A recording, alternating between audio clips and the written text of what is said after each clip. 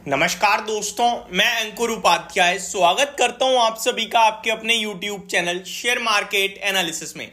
बाजार धराशायी हो गया है पूरी तरीके से। इन्वेस्टर्स का पैसा बहुत हैविली टूट रहा है, पोर्टफोलियो नीचे जा रही है और ऐसे में उन्हें कुछ नहीं मिल रहा है तो परेशान होकर YouTube पे वीडियो देख रहे हैं। अब जो लोग उनके हिसाब से बातें कर रहे हैं वो तो ठीक है, और जो लोग उनके हिसाब से बातें नहीं कर रहे हैं वहां पे नेगेटिविटी फैलाई जा रही है। एग्जांपल दूंगा मैं, बट पहले बाजार का हाल बता दूं तो डे लो पे निफ्टी आके खड़ा हो गया है इस समय। और प्रॉब्लम का विषय यह है कि इंडेक्स लेवल पे लाइफ हाई से कुछ ज्यादा बड़ी करेक्शन नहीं है, लेकिन पोर्टफोलियो जो टूट रही है ना वो बहुत भयंकर टूट रही है। पहले मैं आपको अपडेट दे देता हूं। निफ्टी 100 पॉइंट नीचे है, बैंक निफ्टी 450 पॉइंट और सेंसेक्स 400 पॉइंट नीचे है। मैंने पहली वीडियो भी बनाई थी जहां निफ्टी अराउंड 22,470 के करीब था। तब मैंने क्लियरली बोला देखो नेगेटिव हमारे पास कुछ भी नहीं है, संकेत पॉजिटिव है, तो बाजार रिकवर करना चाहिए, ऊपर जाना चाहिए। आज एफआईआई का फ्लो भी ठीक आया है, कल का डेटा जो है वो भी ठीक आया है। फ्यूचर्स में, कैश मार्केट में तो वो बेच ही रहे हैं।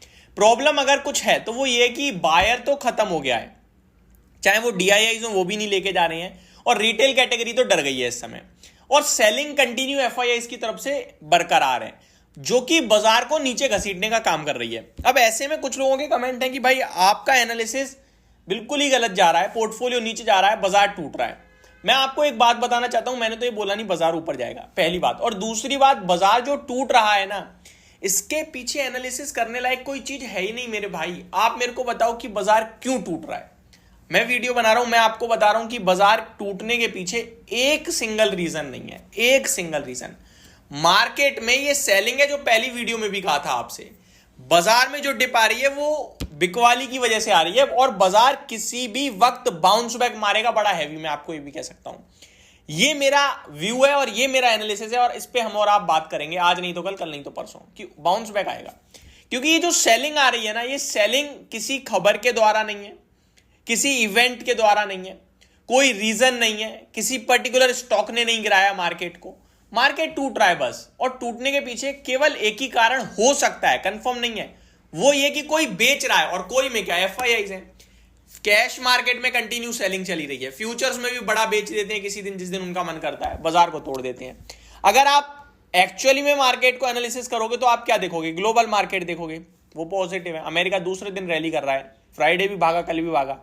अगर आप एनालिसिस करोगे तो आप एफआईडीआई के फ्लोज देखोगे, तो फ्राइडे के फ्लोज में कैश मार्केट में एफआईआई की 2100-2200 करोड़ की सेलिंग है, डीआईआई की 800 करोड़ की बाइंग है, और एफआईआई फ्यूचर्स में खरीद कर गए हैं 600-700 करोड़ का।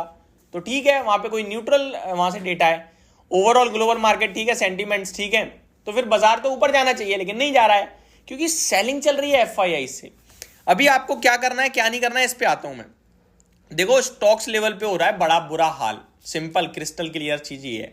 इंडेक्स तो अगर यहां से 200 पॉइंट ऊपर चला गया तो आपका फिर से वापस 22,500 खड़ा हो जाएगा, लाइफ हाई से 200 पॉइंट नीचे 1% होता है जो केवल। लेकिन स्टॉक्स लेवल पे क्या करें, जो 20-20% चले गए, उसके पीछे का कारण है एफआईआई की कंटिन्यू कैश मार्केट में सेलिंग। बहुत ही सिलेक्टिव स्टॉक में आप रह पाओगे तभी बच रहे हो, अदरवाइज पिटाई पड़ रही है।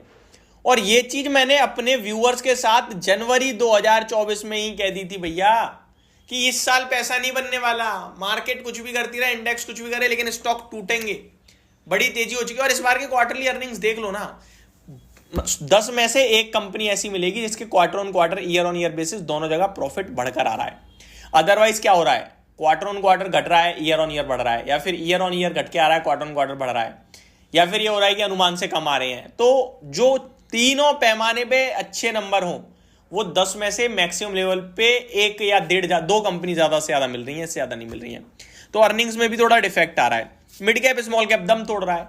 अभी मेरी लास्ट वीडियो कह रहे हैं भाई कहां पे रिकवरी आई है, जब भाई जब वीडियो शूट करी थी आई थी रिकवरी। आप चार्ट ओपन करो ना, तो अब वीडियो ऐसा तो नहीं है मैं पोस्ट करता हूं उसके बाद वही वीडियो 2 बजे 3 बजे 5 बजे, मैंने भी 11 बजे वीडियो डाल दिया, आप 2 बजे देख रहे हो तो कुछ और होगा मार्केट का हाल। तो जो चीजें आपके साथ डिस्कस कर रहा हूं कृपया करके उन्हें सुना करो, हर्ट करती हैं सारी चीजें, इसलिए मैं बार बार रिपीट कर देता हूं। बट ठीक है, आपका भी अपना व्यू है, जब लॉस होता है तो आदमी कुछ भी बोलता है।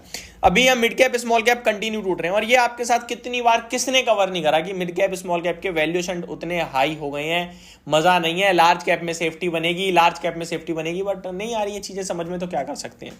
अभी बात करूं यहां से क्या करना है। देखो, इन्वेस्टमेंट को इन्वेस्टमेंट के रूप में पड़े रहने दो। ये शेयर बाजार है, वन साइडेड नहीं भागता है। वॉलेटिलिटी रहती है, डिप आती है, तभी इसे शेयर बाजार कहते हैं।